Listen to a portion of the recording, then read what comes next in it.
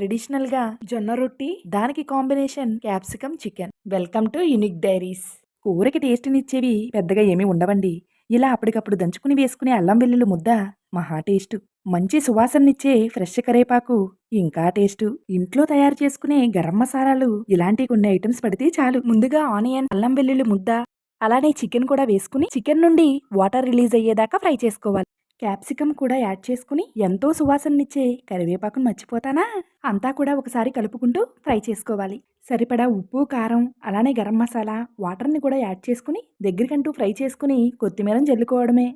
ఇక జొన్న రొట్టెతో కాంబినేషన్ కాబట్టి ఇలా మధ్య మధ్యలో నీళ్లను చిలకరించుకుంటూ కాల్చుకోవాలి. గార్నిషింగ్ చేయకుండా ఉంటానా?